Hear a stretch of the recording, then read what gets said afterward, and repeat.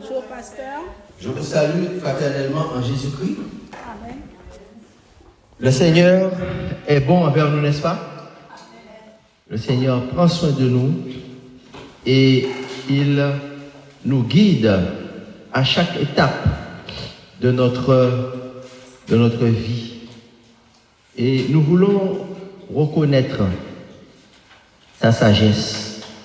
Nous voulons reconnaître sa bonté et nous voulons nous laisser guider par lui. Amen. Notre Dieu, notre Père, alors que nous allons entendre ta parole, ce message que tu as préparé pour nous, nous te prions de nous ouvrir l'intelligence afin que nous puissions être transformés et régénérés par ta volonté et par ton Saint-Esprit. Nous t'avons prié au nom de Jésus-Christ et pour sa gloire. Amen. Le Seigneur, dans sa grande bonté, a un plan pour l'humanité. Un plan pour le salut de l'humanité. La question qui se pose en ce matin et à laquelle nous allons répondre, c'est comment Dieu va-t-il mettre en place ce plan? La dernière fois, nous avons parlé du plan. Nous avons dit que Dieu avait un plan. Ce plan-là, c'est le plan de la rédemption ou le plan du salut. Nous avons expliqué le plan.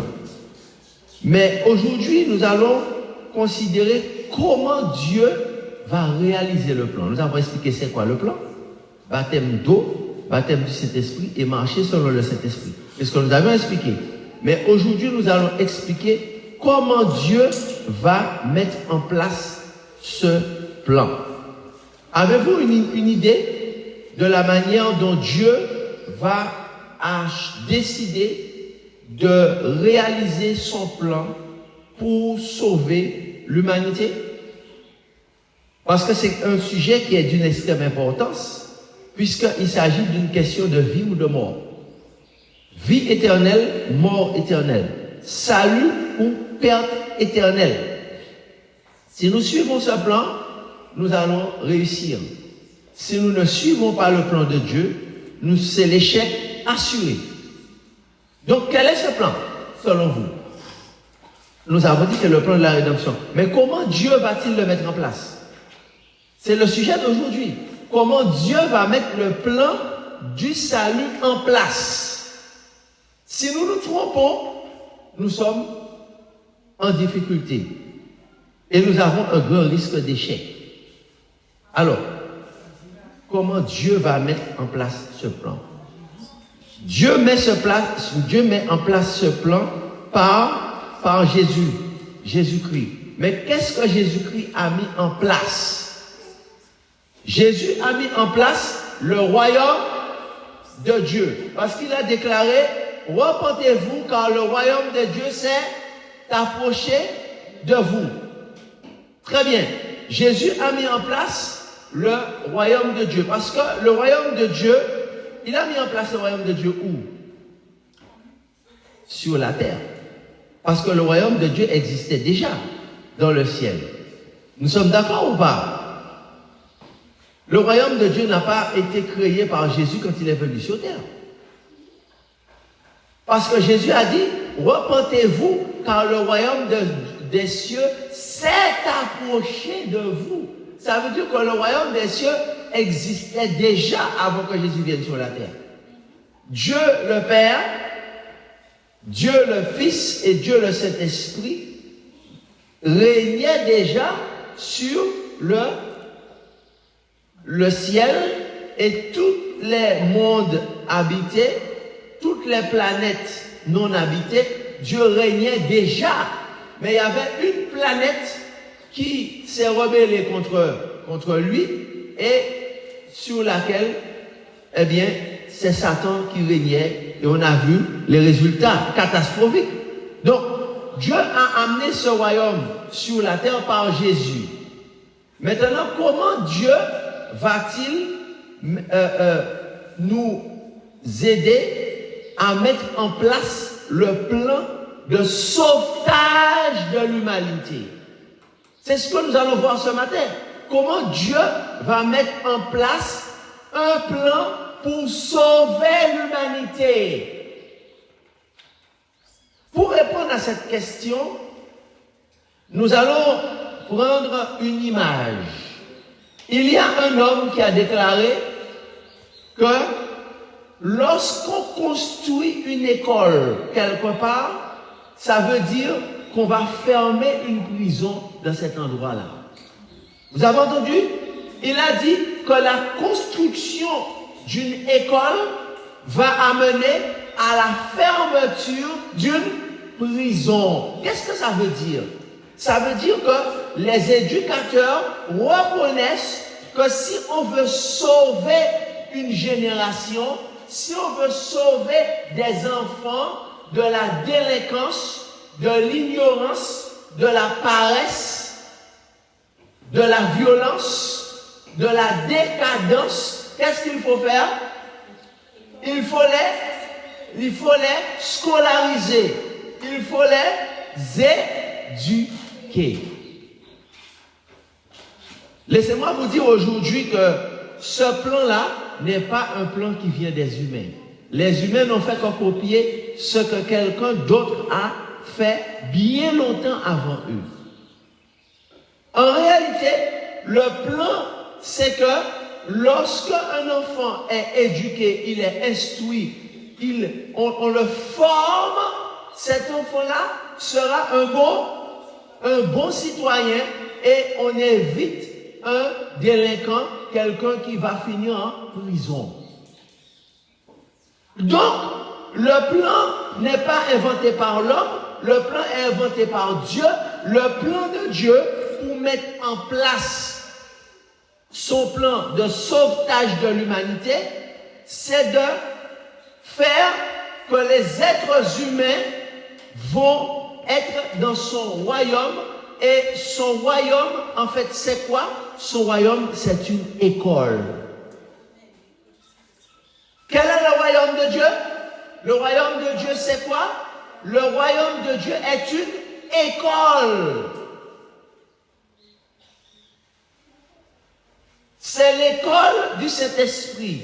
C'est une école où Dieu va éduquer, va rééduquer, parce que l'homme a été mal éduqué par Satan. Il a été mal élevé par Satan. Satan l'a dévergondé. Satan l'a détourné. Satan continue de détourner les enfants. Satan continue de dévergonder la société. Satan continue de détruire la société par une mauvaise éducation, n'est-ce pas? Et c'est pour cela que Dieu a mis en place son royaume, le royaume de Dieu, qui est une école. Le royaume de Dieu, c'est une école dans laquelle Dieu va rééduquer l'homme et la femme et les jeunes et les enfants. Amen. Donc, retenons ceci. Le plan du salut, le sauvetage de l'humanité, passe par le royaume de Dieu. Et le royaume de Dieu, c'est une école. Une école dans laquelle les êtres humains vont être éduqués, vont être instruits pour pouvoir retrouver leur place qu'ils ont perdue après la chute, c'est-à-dire enfants de Dieu. Où est-ce que c'est marqué cela? Nous trouvons cela dans la lettre de Paul aux Philippiens, au chapitre 3, et à partir du verset 12. Philippiens chapitre 3 et le verset 12, l'apôtre du Seigneur, le Seigneur lui a révélé comment il va mettre en place le plan de sauvetage de l'humanité. En mettant en place une école pour former les humains et les sauver du péché. Lisons ensemble. Philippiens 3, verset 12. Paul déclare, ce n'est pas que j'ai déjà remporté le prix ou que j'ai déjà atteint la perfection, mais je cours pour tâcher de le saisir, puisque moi aussi j'ai été saisi par Jésus-Christ. Chers amis, dans une école, on trouve trois choses. Quelles sont les trois choses qu'on trouve dans une école? Je vous écoute. Il y a trois éléments qui sont indispensables à une école. Quels sont-ils? Premier élément, les professeurs. Dans une école, il y a des professeurs ou des enseignants. Deuxième étape, deuxième chose qu'il y a dans une école, c'est quoi? Il y a des élèves. Dans une école, il y a toujours des professeurs. Premier élément indispensable pour faire une école. Deuxième élément indispensable pour faire une école, il faut des élèves. Et troisième élément indispensable d'une école, c'est quoi? Il faut un enseignement. Il faut un enseignement. Chers amis, ici, la question qui se pose, ou les questions qui se posent que le Seigneur pose ce matin et que nous devons répondre, c'est premièrement, qui sont les enseignants dans l'école de Christ? Première question. Qui sont les enseignants dans le royaume de Dieu? Et le Seigneur va répondre à cette question. Deuxième question. Qui sont les bons élèves? Parce que nous savons tous que dans une classe, il n'y a pas une seule catégorie d'élèves. Vrai ou faux? Nous savons tous que dans une classe ou dans une école tout entière, qui est composée de plusieurs classes, il y a ce qu'on appelle les bons élèves et il y a ce qu'on appelle les mauvais élèves. Donc la question qui se pose ce matin, c'est qui fait partie des bons élèves et qui fait partie des mauvais élèves. Mais ce n'est pas la seule question qui se pose dans une école. Il y a une autre question qui se pose. La question de savoir quel type d'enseignement est dispensé dans cette école. Parce que on ne peut pas enseigner n'importe quel enseignement dans une école. Il y a un enseignement qui est conforme au programme, un enseignement qui est conforme à ce qui est attendu, les attendus, et il y a un enseignement qui n'a rien à faire dans une école. Vrai ou faux? Donc nous allons répondre à toutes ces questions ce matin. Intéressons-nous à la première question. Dans l'école du royaume de Dieu, puisque nous avons dit que le royaume des cieux est semblable à une école, même pas, je dirais pas semblable, je dirais que le royaume de Dieu, c'est une école où Dieu va nous rééduquer et nous former pour pouvoir être des citoyens de son royaume. Alors, première question, qui sont les enseignants de son royaume? Pour répondre à la question, l'apôtre Paul nous met en garde.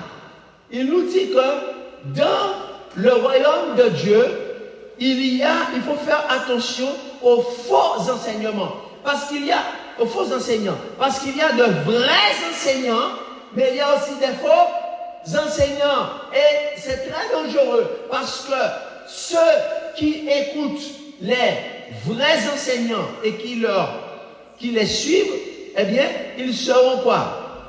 Récompensés, n'est-ce pas? Ils auront le prix. Quel est le prix que l'on attend quand on est à l'école? On veut avoir le baccalauréat, pas vrai? Ensuite, on veut aller à l'université. Mais ceux qui écoutent les faux enseignants, qu'est-ce qui va leur arriver? Ce n'est pas qu'ils vont échouer à l'école seulement, ce serait beaucoup plus grave que ça. Si nous lisons dans Philippiens 3 et au verset 19, dites-moi quelle sera la fin de ceux qui vont écouter les faux enseignants. Philippiens 3, verset 19. La perdition, ça veut dire qu'ils vont tout simplement perdre leur salut. C'est une affaire très sérieuse, cette histoire-là. Parce que le danger n'est pas de redoubler. Le danger n'est pas d'avoir une mauvaise note. Le danger, c'est qu'il y a une partie des élèves qui vont obtenir le prix. Quel est le prix? Quel est le prix? C'est quoi? C'est la couronne de vie ou la vie éternelle, mais il y a une partie des élèves qui vont perdre le salut, qui vont perdre leur âme, parce qu'ils auront écouté les faux professeurs. La Bible nous dit de faire attention aux faux enseignements, aux faux enseignants. Et il nous dit que, parce qu'on risque de perdre notre âme. Oh, question, comment faire pour reconnaître parmi tous les enseignants qu'il y a, les vrais enseignants du royaume et les faux enseignants du royaume? La réponse se trouve toujours dans la lettre de Philippiens, que vous avez bien compris, que le Seigneur nous a inspiré au chapitre 3 et au verset 1er. Il dit, je ne me lasse pas de vous écrire les mêmes choses pour votre salut. Je ne suis pas fatigué de vous dire les mêmes choses parce que c'est votre salut qui est en jeu. Verset 2, qu'est-ce qu'il dit? Prenez garde aux chiens. Prenez garde aux mauvais ouvriers. Prenez garde aux faux circoncis. Il dit qu'attention, il y a des faux enseignants. Il y a des faux enseignants. Alors quand il parle ici, il parle des chiens. Qu'est-ce que ça veut dire? Il parle, c'est un mot qui est dur, n'est-ce pas? C'est difficile à entendre. Mais un chien, c'est un animal qui vit qui est un petit peu malpropre. Souvent, on remarque que les chiens, ils ont tendance à faire leurs besoins, certains n'importe où. Parfois, ils font dans la maison. Parfois, ils font sur la véranda. Ils sont pas propres. Ils font pipi n'importe où. Alors, qu'est-ce que Dieu veut dire par là? Il veut parler de quelqu'un qui vit dans le péché. Le fait d'être comparé à un chien qui fait ses besoins n'importe où, qui fait pipi n'importe où, ça veut dire quelqu'un qui vit dans le péché, quelqu'un qui n'a pas une vie qui est droite. Il veut enseigner la parole de Dieu, mais il vit dans le péché. Cette personne-là ne devrait pas enseigner. Cette personne-là ne devrait pas être un dirigeant parce qu'il a une vie qui n'est pas droite. Ensuite, il dit, prenez garde aux mauvais ouvriers, aux faux circoncis. Il dit, faites très attention. Faites très attention parce qu'en réalité, il dit que ces faux ouvriers, comment on les reconnaît? Lisons ensemble dans Ésaïe chapitre 56 et le verset 10. Ésaïe chapitre 56 et le verset 10. Le prophète Ésaïe déclare, les gardiens, ce sont des... Ésaïe 56, verset 10. Comment on les reconnaît? Ils sont aveugles spirituellement. Ça veut dire qu'ils ne comprennent pas la parole de Dieu. Ils sont aveugles spirituellement. Ésaïe 56, verset 10, il dit que... Ésaïe 56, il dit, ils sont tous comment?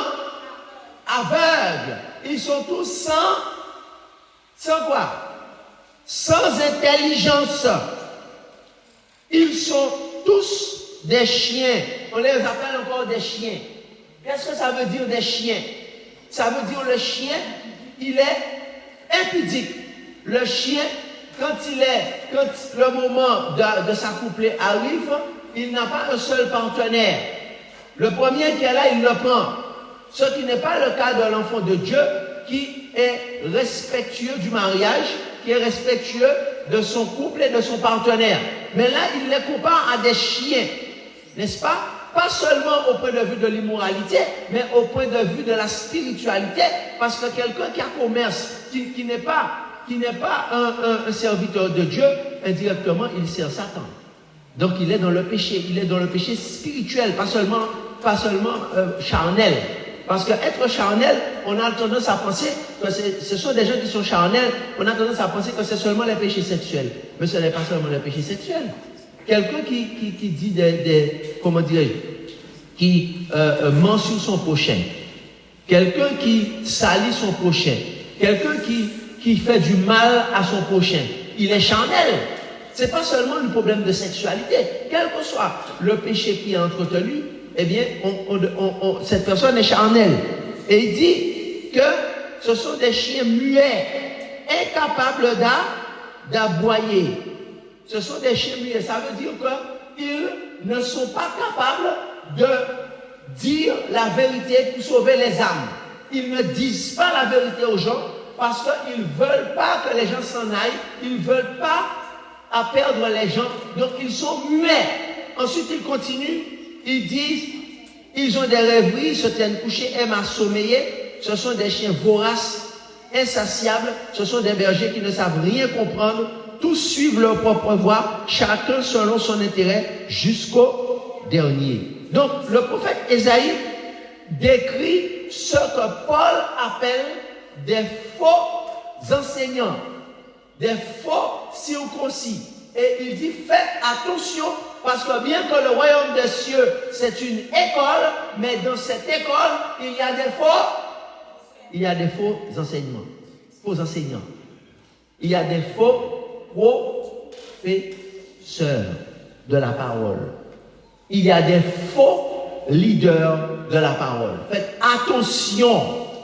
Et qui est-ce qui met en garde? Est-ce que c'est Paul? Qui est-ce qui a inspiré Paul? Qui est-ce qui parle dans la Bible? C'est Paul qui écrit ou c'est Paul qui a inspiré? C'est le Saint-Esprit qui nous met en garde. Il nous dit, faites attention parce qu'il y a des faux professeurs. Et ce qu'ils enseignent est faux. Ensuite, il dit, comment reconnaître les vrais professeurs? Comment reconnaître dans l'école les vrais professeurs? Voilà ce qu'il dit. Il dit au verset 3, les circoncis, c'est qui? C'est nous. Philippiens 3, verset 3. Qui rendons à Dieu notre culte par l'Esprit de Dieu. Il donne trois caractéristiques des vrais enseignants de la parole. Il dit, premièrement, ce sont ceux qui rendent un culte selon le Saint-Esprit. Ça veut dire qu'ils ne sont pas conduits par une autre personne que le Saint-Esprit. Premier élément. Deuxième élément, il dit, il glorifie Jésus-Christ. Ça veut dire qu'ils mettent toujours Jésus-Christ devant. Ils ne mettent aucun homme en avant. Ils ne se mettent pas en avant, ils ne mettent pas les hommes en avant, ils mettent Jésus-Christ en avant. Et troisième élément, il dit, ils ne font pas confiance à la chair. Ça veut dire qu'un homme vient leur parler, avant de dire Amen, avant de suivre, ils doivent demander au Saint-Esprit, est-ce que c'est le Saint-Esprit qui a dit ça? Est-ce que c'est le Saint-Esprit qui les a envoyés? Ils ne font pas confiance à la chair.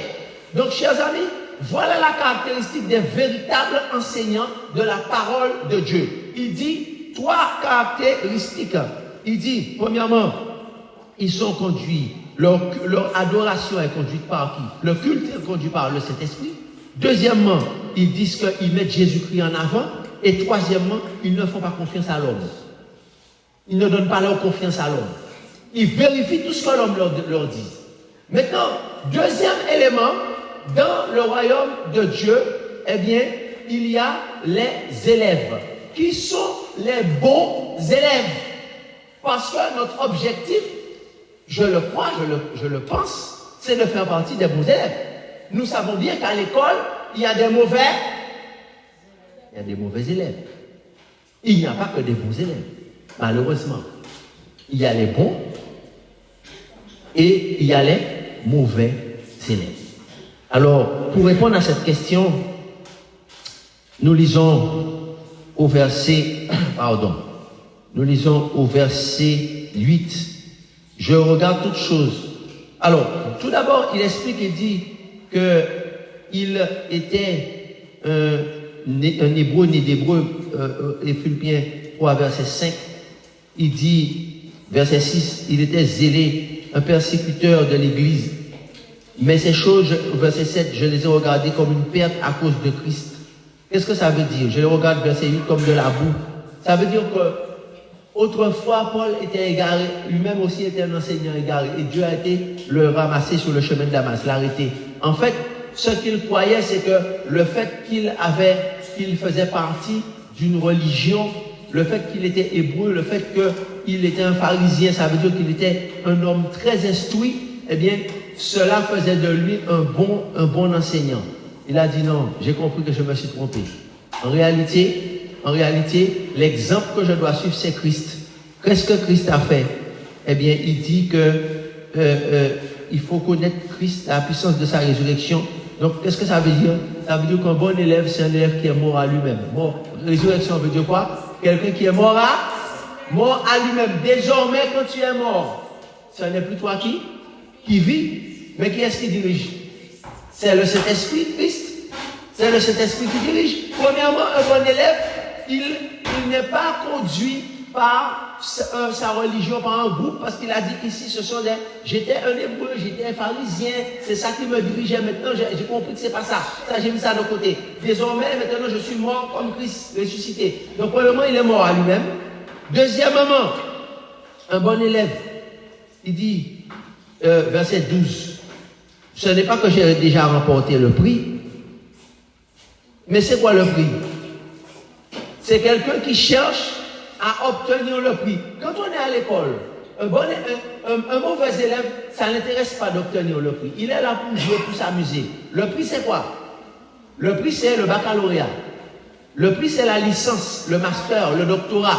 Mais un bon élève, le prix, c'est ça qu'il veut. Mais un mauvais élève, il s'en moque. Il n'a pas le bac, c'est pas grave.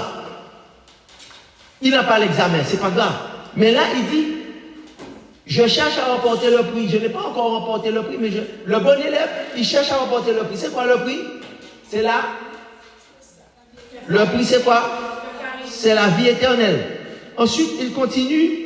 Il dit, ou que j'ai déjà atteint la perfection, mais je cours pour tâcher de le saisir, parce que j'ai été saisi par Jésus-Christ. Frère, je ne pense pas l'avoir saisi, mais je fais une chose. Alors, un bon élève, oubliant ce qui est en arrière et m'emportant vers ce qui est en avant. Donc, il dit, alors, qu'est-ce que je fais? Je cours vers le but pour remporter le prix de l'appel céleste de Dieu en Jésus-Christ. Alors, la question qui se pose, c'est quel est le but du bon élève? Quel est le but du bon élève? Le but, non, ça c'est le prix. Ça c'est pas le but. Ça c'est la récompense. Il y a une différence entre le prix que l'élève va obtenir et le but de ses études. Attention, il y a une grande différence entre le prix ou la récompense que va recevoir l'élève et le but de sa formation. Il ne faut pas mélanger les deux. Le prix que l'élève va obtenir, c'est le baccalauréat. C'est le prix, la récompense. Le prix, c'est la licence. Le prix, c'est le master. Mais ce n'est pas le but de ses études. C'est quoi le but des études? Le but des études, c'est de devenir un ouvrier, un professionnel. Le but, c'est un jour, tu seras comptable, un jour, tu seras un mécanicien professionnel, un jour, tu seras médecin, un jour, tu seras avocat. C'est ça le but. Ne pas confondre le but et le diplôme, c'est pas le but. Le but, c'est ne plus être un enfant, mais être quelqu'un de mature. C'est ça le but des études. Et c'est ça que l'on dit aux enfants. On dit aux enfants que le fait que vous soyez à l'école, c'est pour que vous êtes à atteindre une certaine maturité. Et c'est ce que Paul dit ici, dans Philippiens chapitre 3 au verset 15. Il dit, nous tous donc, alors, nous tous donc qui sommes parfaits, ayons cette même pensée. Qu'est-ce que ça veut dire ici le mot parfait? Exactement. Ici, ça ne veut pas dire quelqu'un qui n'a aucun défaut. C'est pas ça. Le mot grec ici, téléos, parfait, veut dire quelqu'un qui est mature. Quelqu'un qui a bien grandi. Donc, il dit que le bon élève, c'est quelqu'un qui cherche à atteindre un but. Il court vers un but. Quel est ce but? La maturité. Et quelle maturité? La maturité du caractère chrétien. Donc en réalité, celui qui est dans le royaume de Dieu, il est dans une école. Et qu'est-ce qu'il cherche à acquérir? Le même caractère que Jésus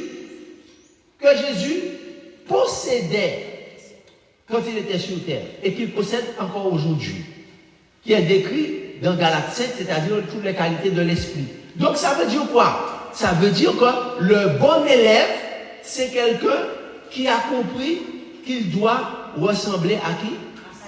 À Jésus. À son maître. À Jésus. Donc ce qui signifie que quand il parle de perfection ici, il dit que le caractère de Jésus est parfait. Il dit je cours vers le but. Ça veut dire que je ne suis pas encore parfait, mais je tends vers la perfection. Et chaque jour, je progresse. Il dit, oubliant ce qui est en arrière et me poussant vers ce qui est en avant. Qu'est-ce que ça veut dire oublier ce qui est en arrière? Ça veut dire que volontairement, je prends la décision d'oublier l'immaturité de l'enfance. Je prends la décision d'oublier. Mon cerveau décide d'oublier certains comportements. Exemple, si j'étais quelqu'un qui était insolent, je prie, je dis Seigneur, je décide maintenant de devenir de quelqu'un qui est respectueux dans mes paroles. Et j'ai oublié mon insolence. Ça, j'ai oublié ça. Je mets ça de côté. Mon cerveau va oublier ça. Au bout d'un moment, mon cerveau oublie l'insolence. Oublie comment j'étais insolent. Si j'étais violent, je décide de devenir doux comme Jésus. Cerveau oublie la violence que j'étais. Tout ce que je faisais avant, j'oublie. Oubliant ce qui est en arrière. Oublier, ça veut dire quoi? Ça veut dire que je ne veux même plus penser à ça. Mes pensées ont changé. Ça s'appelle la repentance. Mes pensées ont changé. Désormais, il y a des choses que j'oublie. Quand on vient me parler de vice, j'oublie ce vice-là. Ça, j'ai oublié ça. Mon cerveau a oublié ça. Mon cerveau n'est plus intéressé par ça. Amen. J'ai décidé d'oublier ça. J'ai décidé d'oublier les vices. J'ai décidé d'oublier les péchés. J'ai décidé d'oublier les erreurs du passé. Mais Satan va essayer de me rappeler ces erreurs, mais il ne va pas réussir parce que quand je cours vers l'avant. N'est-ce pas? Ça veut dire que je progresse sans arrêt. Il n'y a pas de moment dans la vie d'un élève où il doit rester sur place. On ne reste jamais sur place. Si on n'avance pas, qu'est-ce qui se passe? On recule. Quand on n'avance pas, on recule. Donc il faut sans cesse avancer vers le but. Et le but, c'est quoi? C'est la maturité du caractère chrétien. C'est ça un bon élève. On avance. Et au fur et à mesure, le Saint-Esprit nous aide à avancer.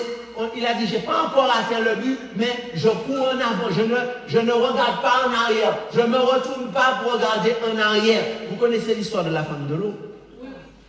Je ne me retourne pas en arrière. Vous connaissez l'histoire des enfants d'Israël dans le désert. Dieu leur a montré le but, c'est le caractère. Vous devez me ressembler. Et ils ont dit, on faisait des bêtises en Égypte. Hein. Oh, c'est vrai qu'on était des esclaves. C'est vrai qu'on nous fouettait. C'est vrai qu'on nous maltraitait. Mais il y avait des bêtises qu'on faisait en Égypte. Mais on ne fait plus ces bêtises-là. Ils ont mis leur tête en arrière. Et qu'est-ce qui leur est arrivé? Ils sont morts dans le désert. Mais tous ceux qui regardaient en avant, ils disent, ça c'est l'Égypte. J'ai fini avec ça. Ça c'est l'immaturité. Masturbation, ça c'est l'Égypte. Masturbation, ça c'était avant. Quand j'étais un petit dans ma tête, quand j'étais un rintintin dans ma tête. Maintenant je suis mature, je ne suis pas dans masturbation. J'ai oublié, ça j'oublie ça, ça ne m'intéresse pas. Faire des bêtises, voler, prendre de l'alcool, ça c'était avant. J'ai oublié. Maintenant je pense à quoi? La maturité chrétienne. Et quand quelqu'un parle de ça, je dis, mais j'ai oublié ça, ça existe toujours ça. Tellement mon cerveau n'est pas sur ça. Mon esprit est sur le caractère. Le caractère de qui? Le caractère de Christ. C'est ça un bon élève. Il a oublié. Cet oubli-là, c'est pas que son cerveau a oublié. C'est une décision qu'il prend d'oublier. Ça veut dire de ne même plus penser à ces choses-là. Alors à ce moment-là, chers amis, qu'est-ce qui se passe? Alors il dit, nous tous, nous sommes parfaits. Ça veut dire, nous sommes quoi? Dans la maturité. Ça ne veut pas dire qu'on est sans péché. C'est pas ça. Le mot ici, en grec, veut dire mature. Ça veut dire le caractère de Christ. Eh bien, à ce moment-là, il dit, marchons de même pas. Marchons de même pas. Parce que les ennemis de la croix, eh bien, leur fin au verset 19 sera la perdition. Mais nous, notre cité à nous, il dit, les mauvais élèves, c'est quoi? Verset 19. Verset 19. Les mauvais élèves, on les reconnaît. Il dit, ils ont pour Dieu la seule chose qui les intéresse, c'est quoi? C'est les choses manger et boire, les choses matérielles. Ah, ils disent, ah, moi-même, ah non, faut moi manger, moi boire, pas ni temps pour ça. Moi, quand je travaille, je dis, moi, quand je travaille, moi, je travaille pour moi faire. Mais ici, il dit, ils mettent leur gloire dans ce qui fait leur honte. Ils ne pensent qu'aux choses les mauvais élèves ne pensent qu'aux choses de la terre. Les mauvais élèves à l'époque de Noé, qu'est-ce qui les intéressait? Manger, boire, ils mariaient leur. La seule chose qui était intéressée, c'est mariage. Avec qui me marierai-je? Mariage, je vais me marier. Je me marie, je vais faire une fête pour mon mariage. Je me marie, je fais la fête, je mange, je bois, construis des maisons, je bois. Dieu dit que c'est un Dieu pour eux. Leur ventre, c'est un Dieu. Les choses matérielles, c'est un Dieu. Mais il dit que celui qui est un bon élève, son mind, son esprit est vers les choses, vers le caractère de Jésus. Qu'est-ce qu'il pense toute la journée? Comment je vais faire pour devenir sage comme Jésus? Ça, je réfléchis, comment Seigneur, montre-moi comment faire. Comment je vais faire pour devenir doux comme Jésus? Comment je vais faire pour devenir patient? J'ai un problème de patience. Comment je vais faire pour devenir, je regarde tous mes défauts. Comment je vais faire? C'est ça qui est dans son mind. Mais l'autre, le mauvais élève, comment je vais faire pour séduire cette jeune fille? Je dois me marier. Comment je vais faire pour séduire ce jeune homme? Je dois me marier. Comment je vais faire pour acheter ce bœuf que je dois manger? Quand est-ce que je vais faire la fête pour manger ce bœuf-là? Voilà les bons élèves et les mauvais élèves. Donc le Seigneur nous dit attention, parce qu'en réalité, Dieu va transformer notre corps. Notre cité est à nous et dans les cieux, où nous attendons le Sauveur et Seigneur Jésus-Christ qui transformera le corps de notre humiliation et le rendra semblable au corps de sa gloire, par le pouvoir qu'il a de s'assujettir toutes choses.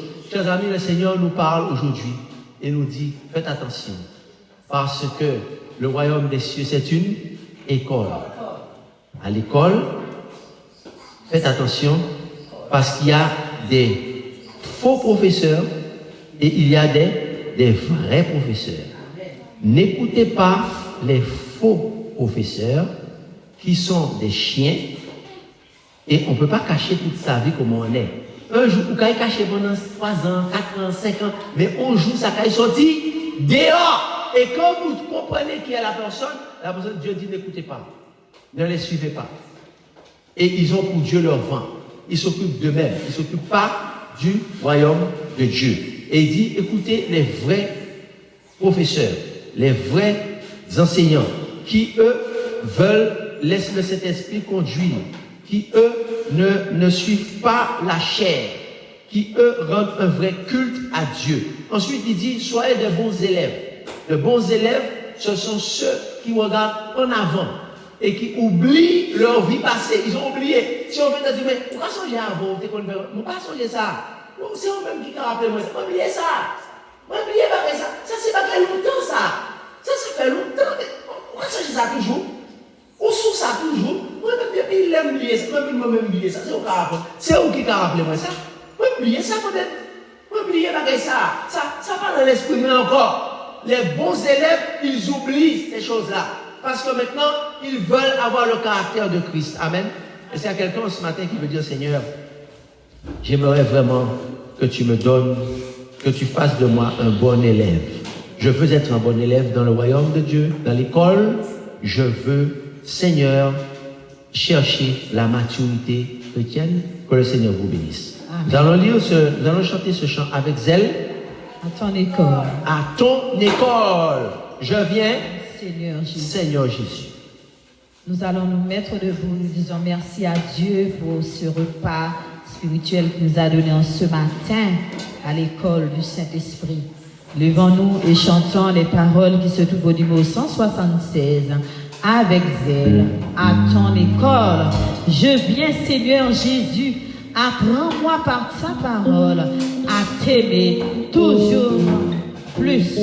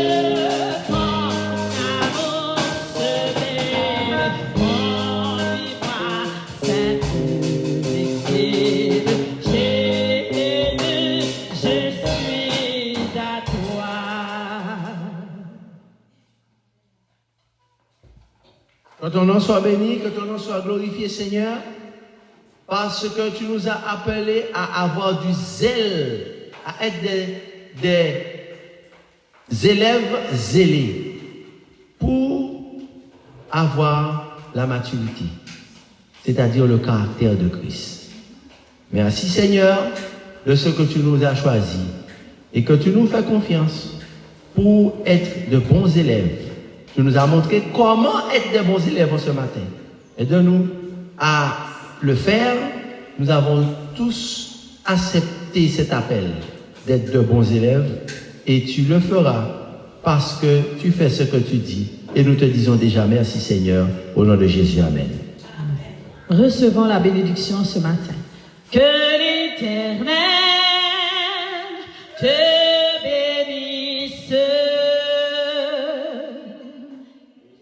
et te protège, que l'Éternel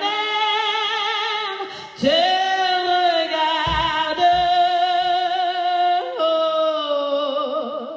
avec bonté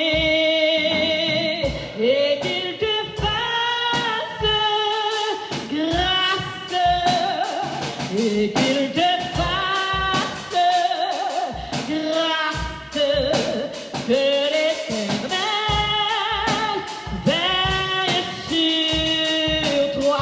et t'accorde sa paix. Bonne semaine, bon sabbat et que le Seigneur vous accompagne.